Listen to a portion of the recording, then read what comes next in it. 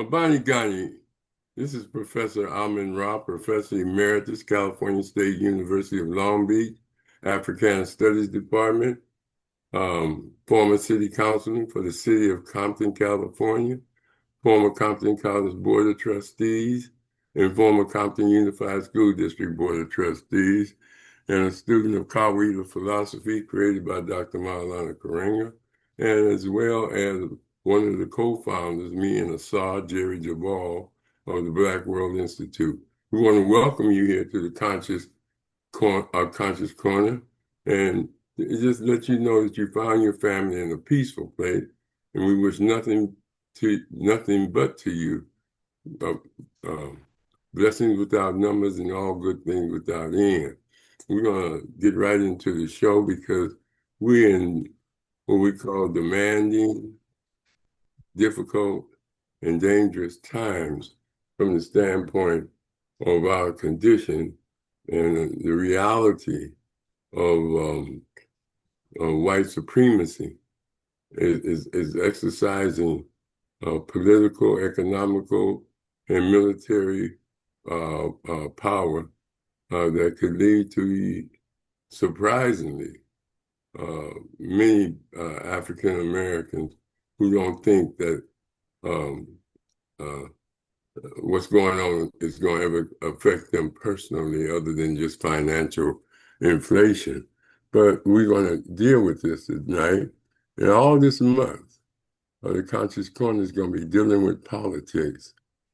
And politics and economics are enjoined because most people with money have political power, either from the outside or inside. And most people in politics seem, especially in national politics, I mean Congress, Senate, and President, just enrich themselves. And once they get into that money gathering and opportunities, sometimes they lose their potency when it comes down to serving the people. But we're going to get right into it today. It's very important. Ernest, I'm going to start with you, then I'm going to go to Mshinda. Much has been said about African American political consciousness and political activity, Ernest. What has been your experience with your neighbors, your friends, your family members when it comes to voting or when it comes to just keeping up with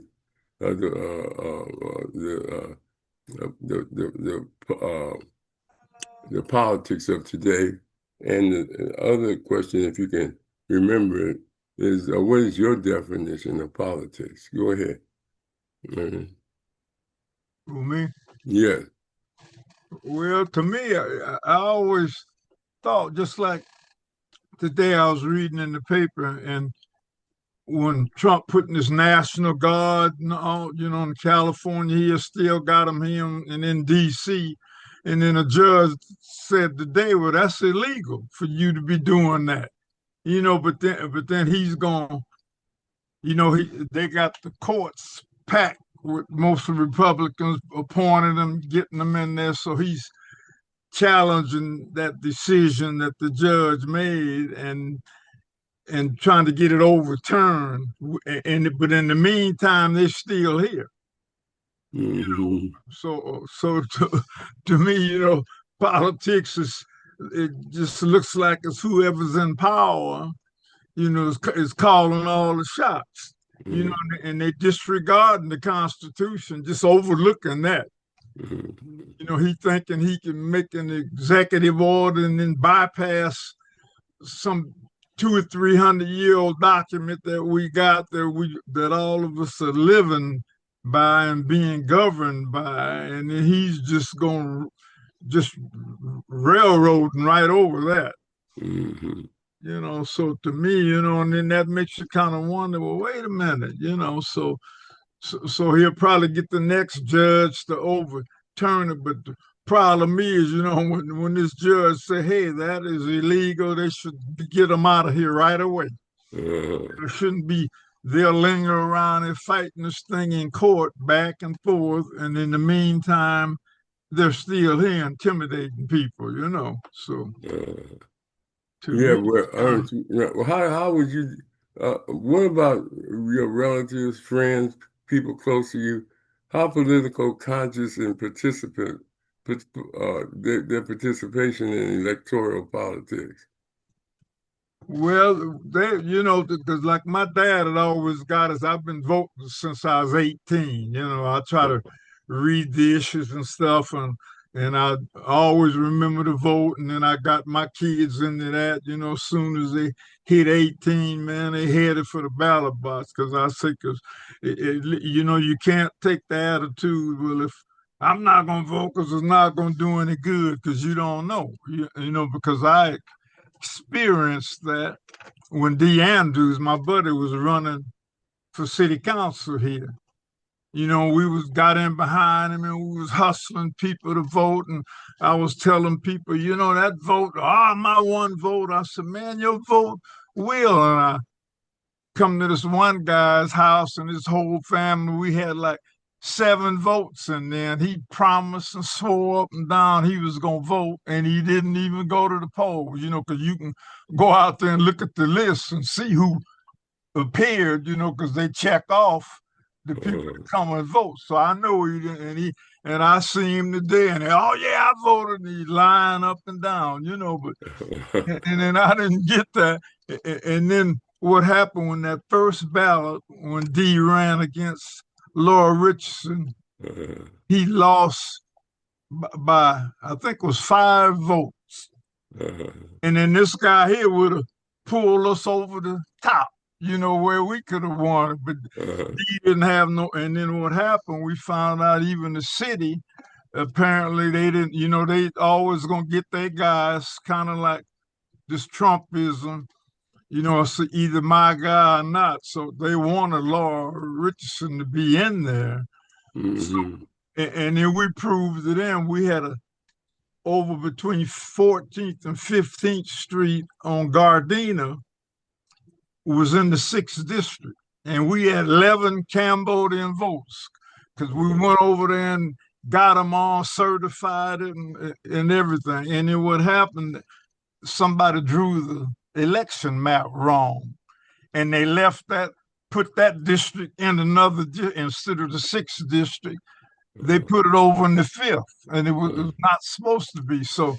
And we even pointed that out and had certifications and all that, but they ignored that because she still got in there. You know, she was in there for about a little over a year, and then she quit and went over to be the representative, you know, in the Carson area, and then I'm an assemblyman, so she got that job, and then we had they had another re-election, and then D got in there, you know, and then he ended up serving 3 years of that term, and then 8 years on his own, you know, so Yeah. you're one of the longest serving.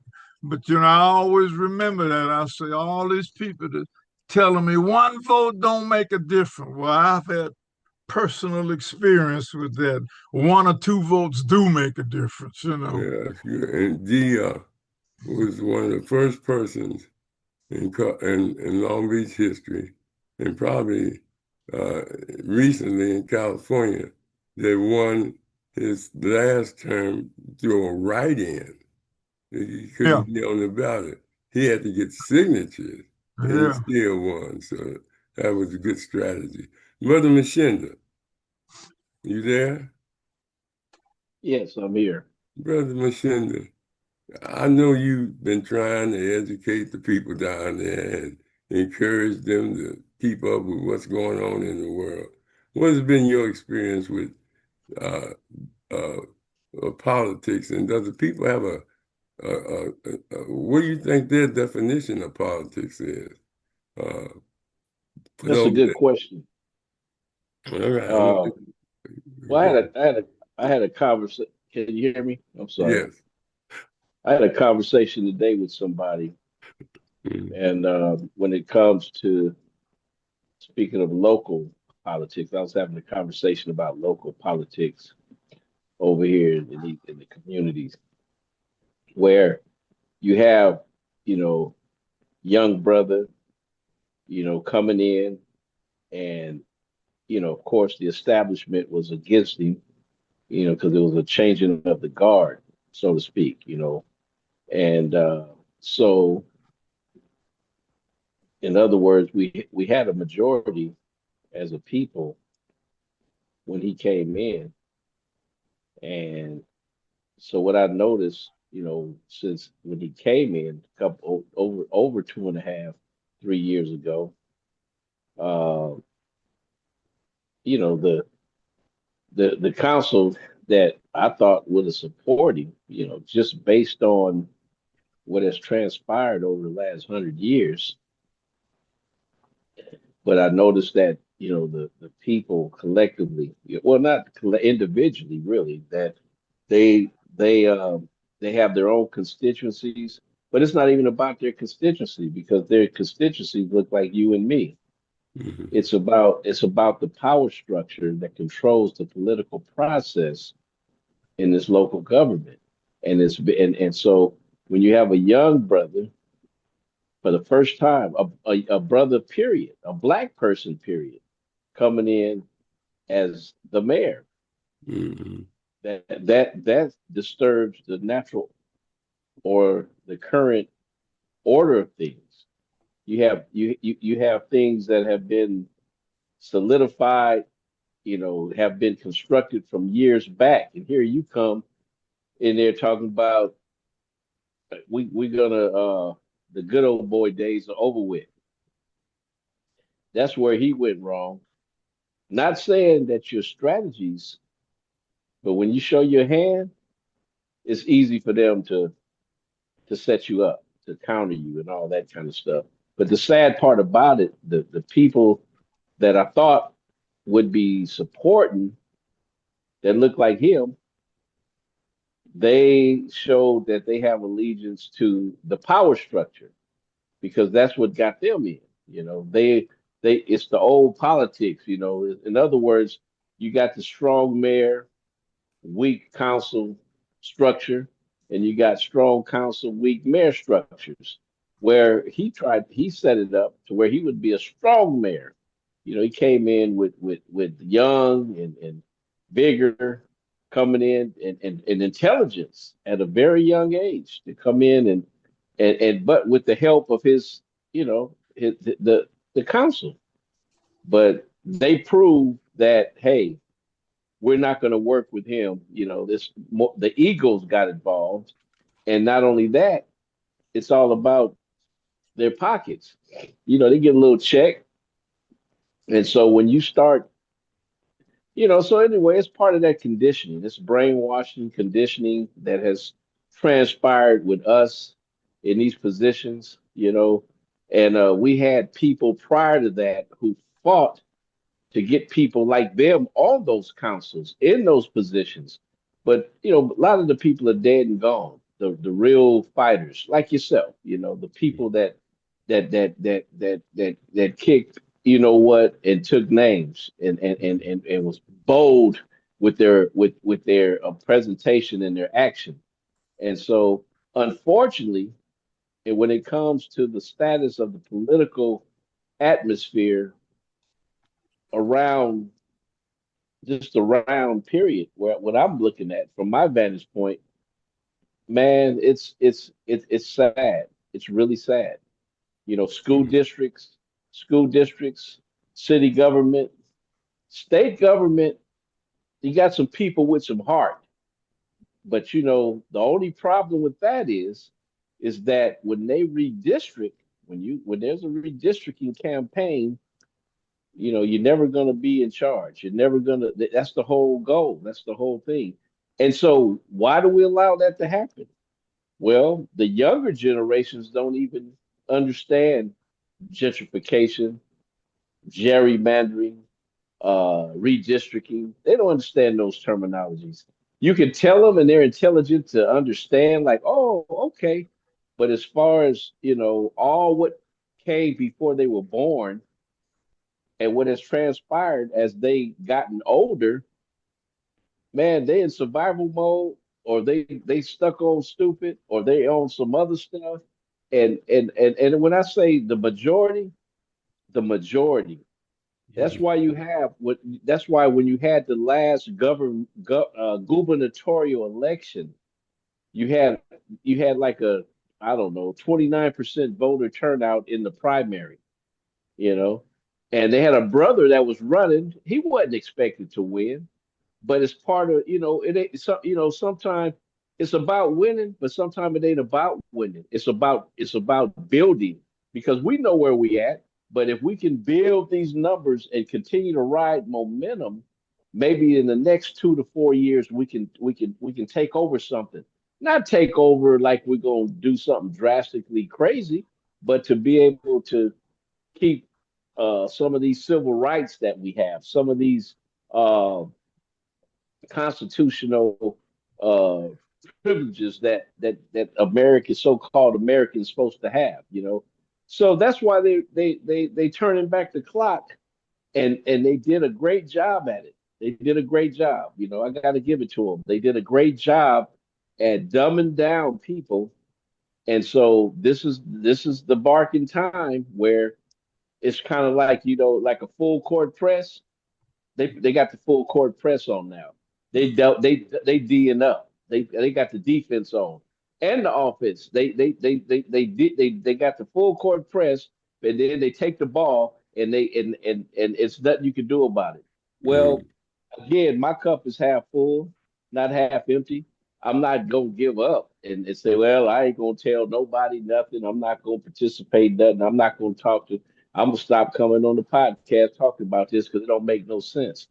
Because that means that it's dead after that. But you mentioned earlier that we are in dire straits, and mm, I was having a conversation with a 40-year-old who is politically active in her own right, but don't know who, never heard of Fannie Lou Hamer. You understand? But it gave me an opportunity to have a 45-minute conversation with her while I'm at work, and reveal some of these folks to her and make her understand some things. So I'm spoon feeding her, and I do that. And this is a person in particular that I won't say I'm grooming, because I'm not grooming her, but I'm just, she's just one of the people in my path that I have to enlighten. And so she was very receptive, but again, it's an uphill battle. That's all I know. We're It's a battle, and that's all. We traveling upward. We it's an uphill battle. So I don't know if that answered your question, but that's my experience. all right. Good, good, good, good, good, good, good analysis. Brother Rashaki, what's your experience in electoral politics, and how do you see it? Is it worth it? Well, of course, it's worth it to get involved in what shapes your society. The policies, the distribution of resources and things of that nature. I I think that politics is should be a part of well, it is a part of classes. Uh, Information. I think that it should be talked about more. It should be a discussion in homes. You know, every election cycle, when I was in my parents' home, my father would go over who to vote for, and if you asked him questions, he knew to answer them and help you understand what was going on. I mimicked that in my household, where when everybody got of age, we we talked about who we was going to vote for, and if you don't participate, how can you say something about it if you're not participating in it? Mm, I think Brother Mshinda was saying that it's a lot of people are ignorant to political issues, and things of that nature, and it's set up that way. So I just think that we need to inform, people need to seek information, and it has to become a community affair for all that's involved. So Why do you think there's a lack of political consciousness or participation? many distractions. Mhm. There's a lot of distractions that are placed in front of people, and they gravitate to things that don't make sense. A lot of people, Mhm. um, whatever's popular for the moment, and then the the TV. When you're watching TV or regular syndicate channels, they're going to put things out there that they want you to know. And then the people don't take a deep dive into reading about who's running for office, the you know the different measures on the ballot, and they well, it. I would say that it is some exposure on television, but they're looking at what's popular. They'll put out there what's popular. They'll also put out there, a lot of hot criminal activity. So it's a lot of diversions, and you can get caught up in watching programs on TV and take your attention away from what you really need to be doing, Mm. and like getting educated, Mm. like coming on the CEN show or the Conscious Corner show and participate in dialogue about different issues and things. So it's a lot of distractions and diversions, Mhm. and that's what a lot of people get caught up in. Um, and appreciate what all of you said, if I understand correctly. And each and every one of you had some excellent points. Um, it's a challenge um, from the standpoint of our political science and education of what electoral politics is and what um, economic development is, and above all, what mating is. How do you get a relationship with your people? And when you say, I don't know what I just don't understand my people. I don't know where they're coming from. That means you haven't studied them, and you just don't know how to reach them. But politics, from some definitions, and I taught it at Cal State Long Beach for many years, and I had to look at the different definitions and the different perspective by Haynes Walton and Bartholomew and Maulana and Lerone Bennett, and from a historical and from a historical as well as um, a modern day standpoint. And we have a good percentage of our people that do vote. But I don't know how many of them that are voting are political conscious. Some people think voting is all it is to politics. But it's who you, as Mshinda and Ernest was saying, and you, Rashaki, it's about what you voting for and who you voting for, and are they in line with some of your views? And you're not going to get everybody to agree with everything you want, but are they close enough to some things? And sometimes even if they ain't, you got to vote because you just Gotta just go with what's going on and hope for another day you'll have a better choice. But we see politics, especially participation in politics, is really your right to your rights, your political rights, as far as being able to vote, raise some serious questions about uh, who we blame. A lot of people say, we didn't turn out a lot for Kamala Harris. We didn't enough of our people didn't vote, and things like that. And that may be true, but the point is that this system really took away the value of voting to discourage people from voting. And they made it very difficult. They made it dangerous. Fannie Lou Hamer was damn near beat to death in a jail cell for just registering people to vote. James Meredith, shot in his driveway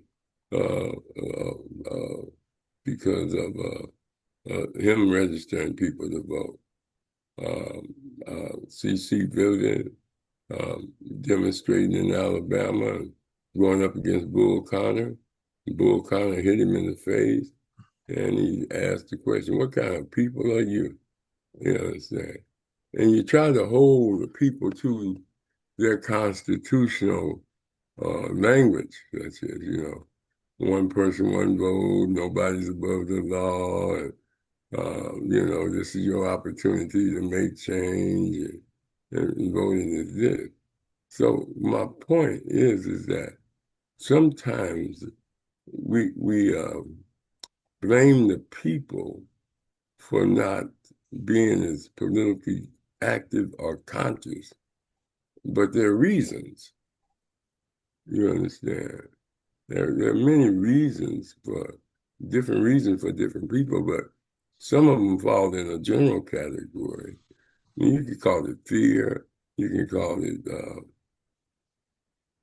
a sense of apprehension and not believing in the system, that it works or anything, because of your experience in this country. But your political consciousness and participation is a tool and a weapon. It can help you build good things, good schools, good social services in your area, good law enforcement, good policies, and good leadership and things of this nature. And it's also a weapon to stop people from imposing their will on you, because the whole purpose of politics is to pursue power, maintain power.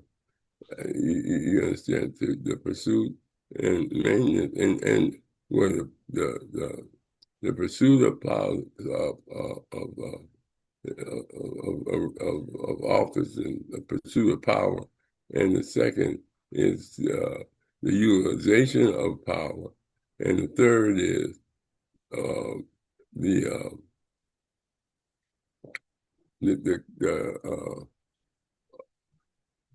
three things that I said. First of all, pursuit, utilization, and then maintaining power, staying in office or staying whoever you represent or whoever representing you, but you staying politically engaged to hold those that said they were going to represent you to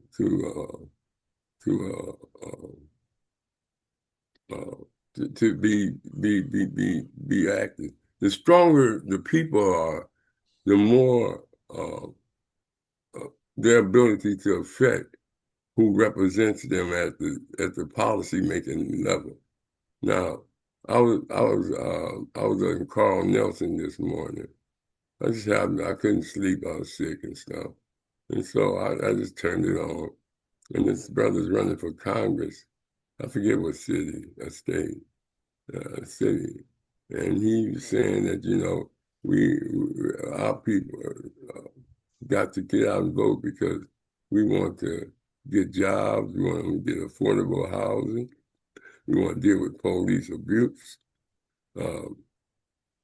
We want to deal with economic opportunities and things of that nature, and better health care and all of that. And so I called, I said, Carl. And, I mean, Carl is on a first name basis. I said, I appreciate what the brother is saying, but every politician say that. And we're not the same. We don't vote from the same level as those that in the dominant society or the mainstream society. We have to vote from a different consciousness. And you can't tell the white boy and the Mexican the same thing that you're telling us, because they haven't been through what we've gone through, and their goals may not be where our goals are, although we can develop alliances and coalitions. So I say, man, one of the issues is that you got to start a political education and participation movement and let them know that politics is a tool and a weapon. And that means from birth, you understand? Like Ernest said, his parents made him, so then he made his kids. Now that's rare. That's a rarity. You understand? But his father was activist, and he realized the importance of participating in the system, even if you outnumbered, and even if you have a sense of hopelessness because you voted and people didn't do what they're supposed to do, or the system found a way to get around that person.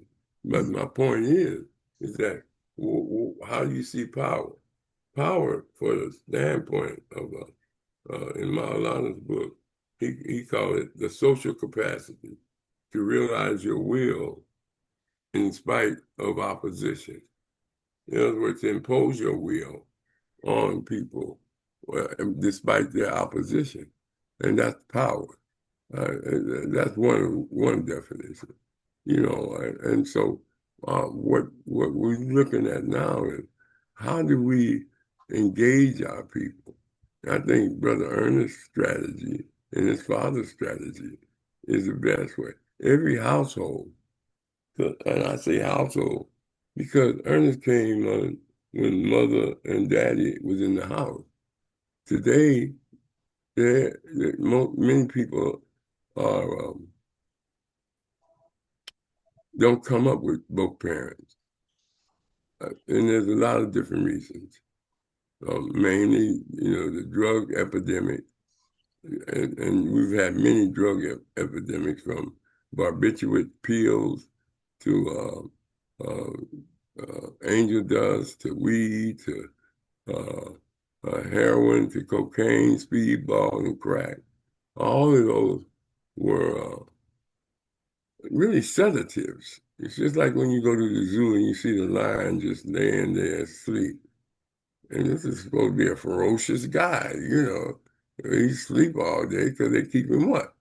Keep him loaded up with drugs and keep him, whereas he don't try to go at them. And, he's just lethargic. So we have a lot of our people who sometimes they get in a inoculation of drugs and alcohol and things. Sometimes you don't realize the effect of those things when you're young until you get older and you stop. Then you say, damn, why did I ever start? You understand? And so, but the point is that the education and training and mandating, like Ernest said, my dad said, you had to vote. He had no choice. As soon as you was 18, that's it. You understand? How many households do that? You understand? That's what these politicians need to be talking about, creating a movement, a consciousness, an educational and thing. And then you got to know what you're voting for, as Mshinda would say. You understand? You're going to vote. You end up voting for things against your own interests. You understand? Because you didn't read the ballot. You didn't read the information on the thing. or you just didn't understand, so you just marked whatever you could. So the point is that you didn't even know what the major issues were.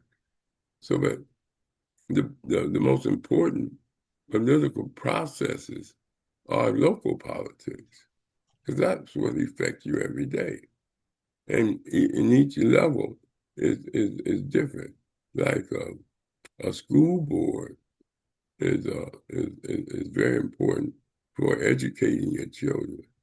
But one thing I learned when I was on the school board, 80 to 85% of our time was dealing with contracts with the school to provide food, milk, and unions and security, uh, job, people appealing, they're being terminated or laid off.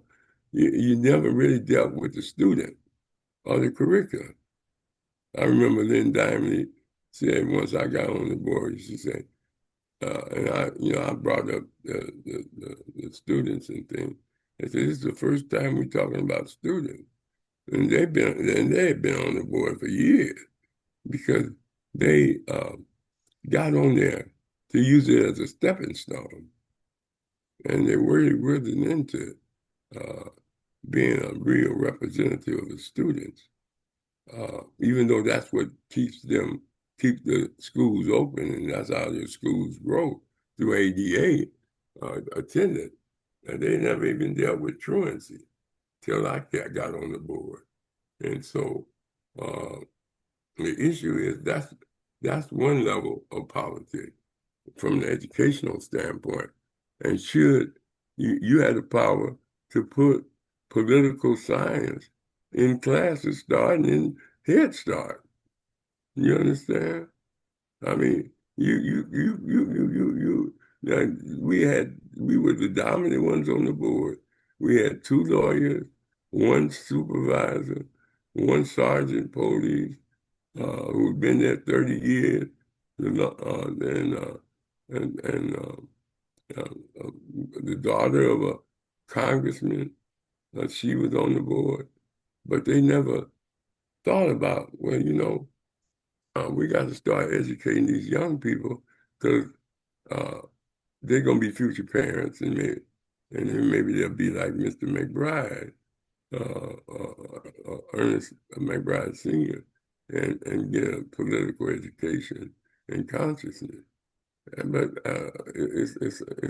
it's a thing when you have people like Mshinda said. He talked to somebody they never heard of Fannie Lou Hamer, who started the Mississippi Freedom Party, a third party, Democratic Party, and people don't even. I mean, this woman sacrificed her life and challenge to provide the importance of participating in politics.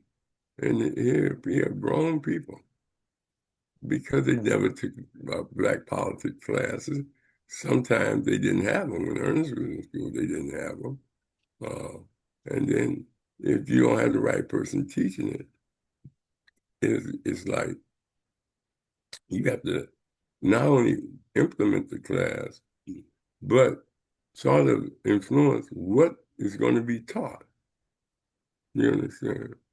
In the class, as far as the value of voting, the importance of knowing your local politicians and policies, and that politics affect every aspect of your life, from employment to the standpoint of health, and to the standpoint of you understanding to get even putting in more vocational classes, whereas they don't have them like they used to. We used to have metal shop, electric shop, and wood shop, and all of those classes, agriculture, ceramics, drafting. Yeah, all those skill development classes. They're all gone, giving way to a mandate for preparing students to take tests. And based on that test, determines if you get more money or not. They even bonus tied to teachers who class get the highest scores on tests. So we're test driven now. And I say you can do both. You understand? You do both, but you got to have that vision and have that support. Now, school district, the lowest aspect of politics sometimes are people on boards like the water board and the mosquito abatement, uh, all those type of boards that people run for, or being a delegate to the main party and things of that nature. But those are the lowest level, and the lowest. The second is the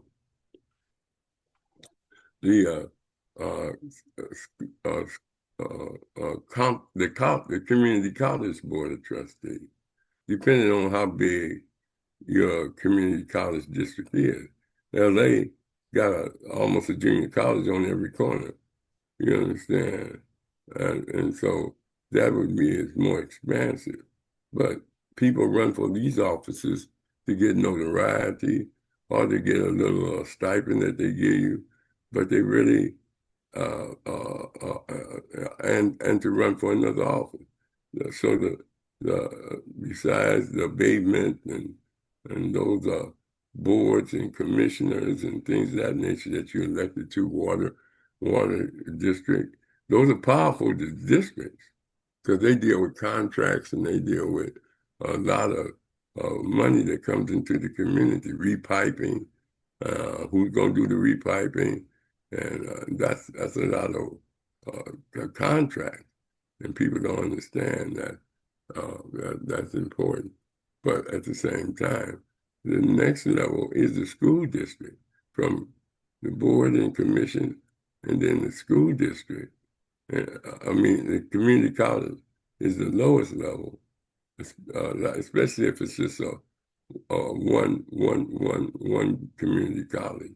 Like Compton College had its own board of trustees, you understand? But from the standpoint, they were part.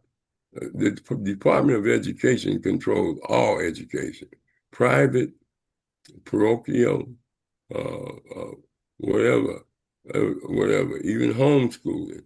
The California Department of Education controls that. And then at the same time, you have some political positions that are appointees and some are elected and some are just selected. But the point is, you got the water commissioners and mosquito abatements and commissioners for various aspects, and depending on what your city needs. Like, Go ahead, Rahh. yeah, like I was saying, so even though these low-level commissions you think aren't active, but they deal with contracts and they deal with lobbyists and people trying to get the contracts and and people giving them people on the commission giving people inside information for a political a contribution for the next office they're going to run from. And so it'd be a lot of things that go with politics. People take advantage of it. And the same thing with the school district. I mean, you got milk contracts, you got maintenance contracts, you're dealing with unions, you're dealing with the California Teachers Association, and then the local union, and it's all about legal affairs. You have an attorney. You have an attorney in the meetings with you. I remember Melanie Lomax was our attorney at Compton Unified School District, and her father was Lomax, who was a very controversial TV personality at one time. But the point is that it's all about money and businesses, and you be saying, what about the people? When we gonna get to making things better for the people? Then you got what they call flies that they just come to the school board meeting just to cuss you out and just to argue. They ain't got nothing to say, but nothing better than that. Question everything you do and then complain, and some of them don't even have kids in the school, but they just come up there and just start just talking and rambling and things of that nature. So you deal with a lot of issues. But the cool thing about it is that local politics is the most essential politics because that their policies, as Mshinda would say, affect your everyday life with regards to life-giving and life-saving goods and services and administration of justice. When you have local politics, you control the police because you hire the chief. You understand? And then you're dealing with taking out ads and preparing for graduations and all of those things. But I remember I went to the Assembly, the California State Assembly. I went there a couple of times. And the thing that I noticed, because they're in this big hall, and they all got little stalls that they vote in. And right outside there, they have a little, like, just not a fence, but a rail to keep people out, but you can stand behind it and watch what's going on. Nothing but lobbyists. And they send a card over there to a politician to either, for him to call them or them to come over there so he can set up a meeting. That's all you see. If you go there today in the California Assembly, that's all you're going to see. And what they deal with is state organizations, the California Nurses Association, California Teachers Association, statewide organizations. You understand? And sometimes what you would call uh, major unions like the AFL-CIO and SICU, whatever that is, all of them, they'd be down there, trying to get policies in, trying to save people jobs, trying to block issues that they think is harmful to them. And that's what them politicians be doing. That's why they want to be on a state board. Very seldom do you have a person that runs for state office that's in office that have fundraisers in the community. They just don't do that because they get their money from lobbyists and they get their money from interest groups, pressure groups, like the American California Medical Association. All these, when you put California in front of it, that means it's statewide. You understand? And so that's very important. And then when you go to Congress, okay, in the Assembly, you run every two years in the state. But if you're a state senator, I think you get 6 years, or sometimes 4 to 6 years. And so you have a little bit more time to chill out, and you have more power. Like there are always going to be more Congress people. Like there's 400 some people in the United States Congress, but there's only 100 and some senators because each state get 2 senators. You understand? That they recognize as a state. And California, although it's twice as big as many of the states that have 2 senators, all California gets is 2. You understand? But you got to run statewide. You the whole state vote for you, Northern California and Southern California. You understand? And so you got to get a good name for yourself or be endorsed by people from those areas. And you have to have money. Because to get to people, to get to know you, that generally takes 2 things. a, a, a good mail out, informational mail out, what they call mailers, and television and radio time. And all of those are expensive. Could you imagine sending a flyer or information about you to every registered voter in California? How much that would cost? And then if you want to put up signs, you have to go down there and buy the sign and then pay somebody to put them together and then try to get people to put them in their yard. And then you try to put them on posters, telephone poles, or at the corners, and people take them. You understand? Your opposition come by that night and knock down all your signs. It's a vicious game. It costs you money. You understand? And then, but when you get to Congress, you're talking international businesses now, foreign money and foreign interest.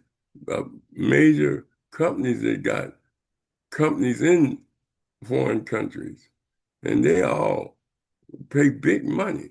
Why Maxine Waters, uh, what, what, what, uh, uh, she's a multi-millionaire. She's been there over 30-something years. You understand? Won't leave it. You understand? She's 85 years old. You understand? And she's been in politics for years. Not just in Congress. She's been in Congress over 30-something years. But before that, she's on school board. She's on the assembly. And she's a state senator.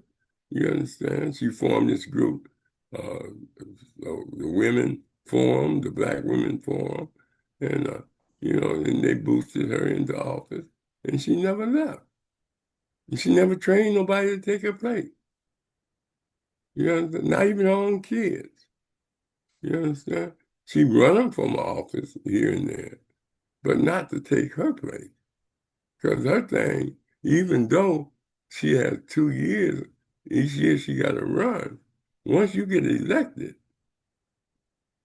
and you get to make the relationship, and the Democratic Party or the Republican Party, they give you a bunch of money and they give you an endorsement and they make sure your name is out there. It's hard for people to beat the incumbent. But so that's why political science education is so crucial. You understand? In this day and age.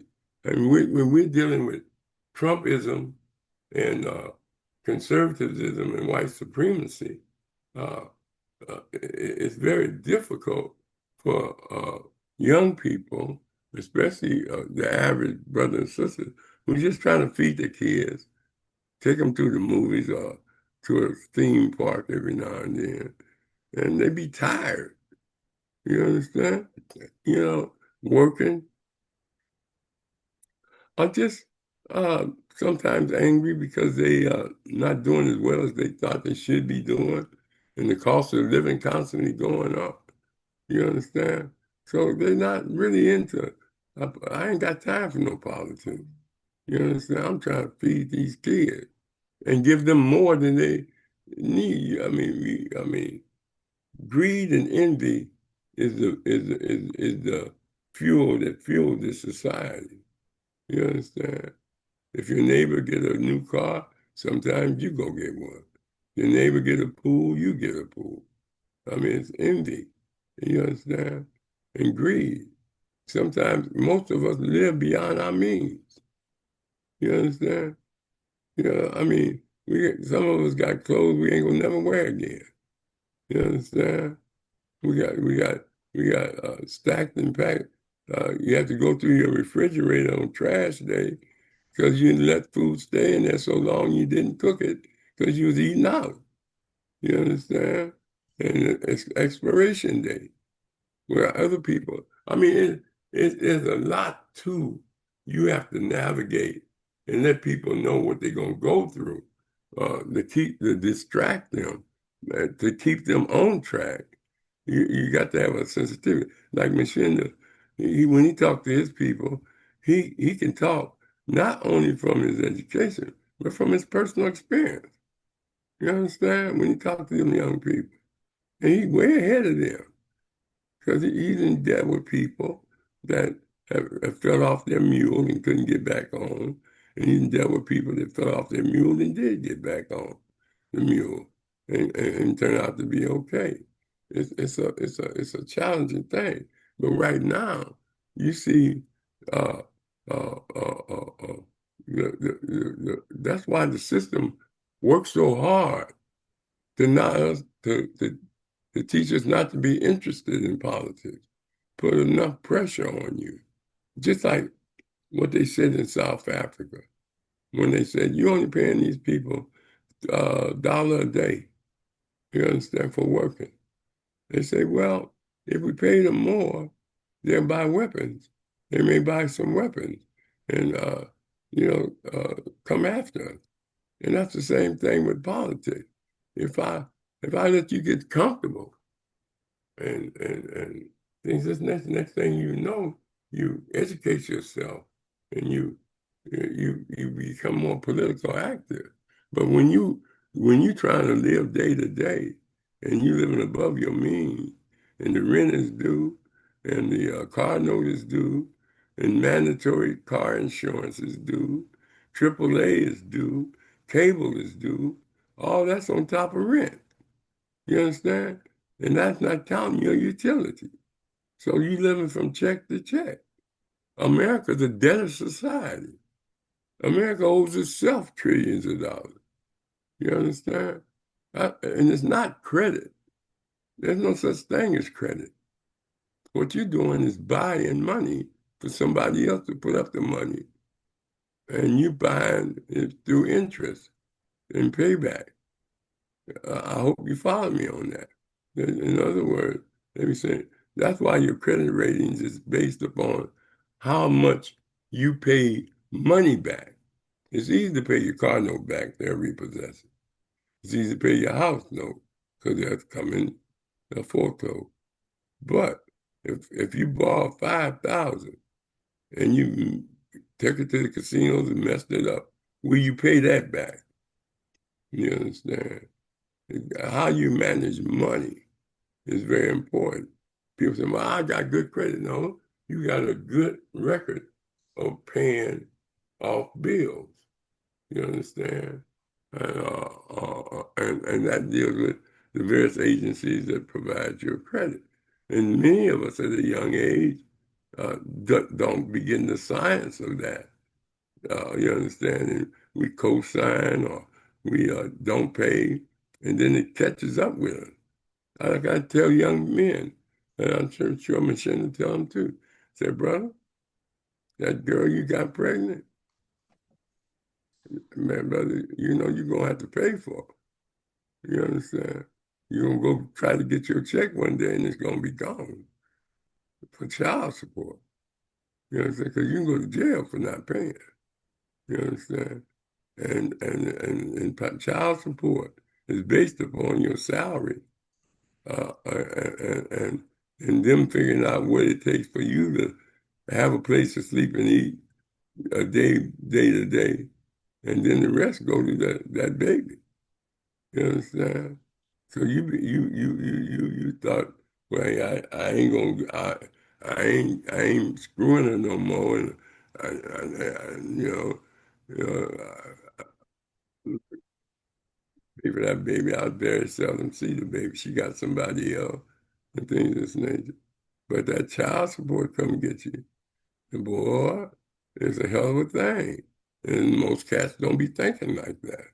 You understand? Some of them for various reasons. But the point is that we're in a situation where in the political economy, there's education that we have to give our children and give our people because they haven't lived the lives we live. Ernest is an encyclopedia of political activism because of his history. You understand? But it got to be purposeful. You understand? Our goal is still to seek liberation.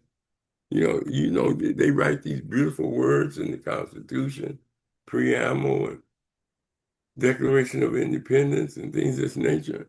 But they violate them. Just like there's a law against murder, but people still kill people. You understand? There's a law against trafficking drugs. People still do it.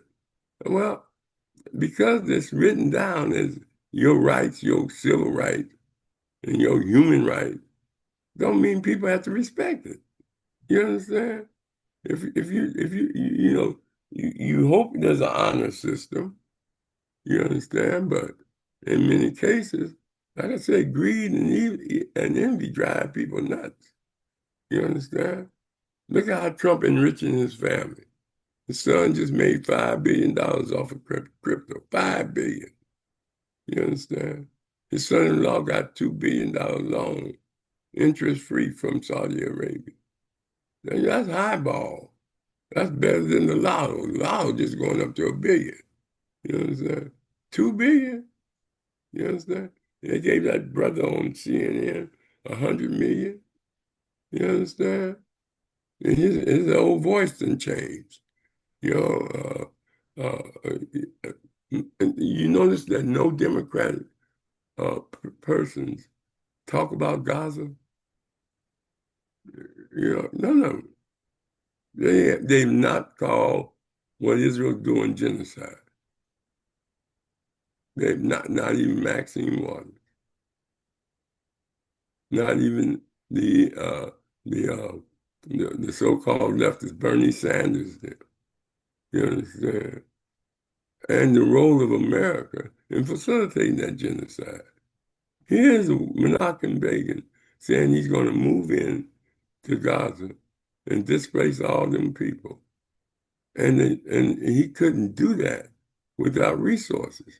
And where's he getting the resources from? The United States. And what did Trump say? I like Gaza. This is a good place we can develop. We can turn it into a resort, a beachfront resort. The hell with them hostages. You understand? They're probably dead by now anyway. You understand? But people don't be seeing that. You understand? That's the same way they did the Native American. We're going to take you and put you on a reservation, buddy. You understand? God wants us to have this. You understand? And so the struggle is a continuous one. But I reached out to Mike Gibson's office. He's a state assemblyman. They come on our show. They're going to call me and let me know, Rashaki, when he'd be available. It may be on an off day. I told him any day to talk about this redistricting bill that the Republicans already got. Education got ads out telling our people not to vote for it. But they don't spend that money to stop Texas from doing it. And they were Republicans. And they got a whole bunch of money. I'm talking about money.